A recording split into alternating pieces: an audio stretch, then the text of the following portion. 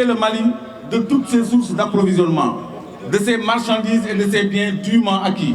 Son fret qui passe au port de Dakar, avec des accords dûment signés avec le Sénégal partenaire, a été injustement privé de son approvisionnement en matière de biens et services de consommation, ce qui est une violation des dispositions de la CEDEAO qui consacre la libre circulation des personnes et des biens.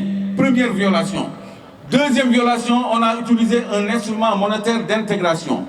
L'Union monétaire ouest-africaine n'est pas un cadre politique, mais un cadre économique qui doit promouvoir l'intégration économique entre États.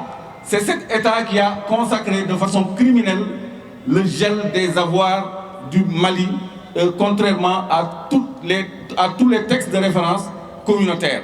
Donc c'est autant de violations à l'encontre du peuple malien frère que nous dénonçons avec la dernière énergie. Et ce qui se passe au Mali n'est pas anodin. Le Mali est un laboratoire parce que le Mali est en train de recouvrer sa souveraineté et toute l'Afrique a soif de souveraineté. La France a toujours eu sa main mise sur l'Afrique. Le Mali est en train de se libérer du joug français et est en train d'indiquer à toute l'Afrique de l'Ouest la voie de la souveraineté, la voie des peuples africains et l'affirmation de la souveraineté des peuples sur les multinationales, sur la France colonisatrice. Parce que sur le plan géopolitique, ce qui inquiète la France, qui a donné injonction à la CEDEAO de sanctionner le Mali, conformément à la déclaration de Mme Parly, ministre française de la Défense, le 6 décembre ici. Ce qui inquiète la France donc, c'est la liberté de choisir, la liberté pour le Mali de choisir ses partenaires.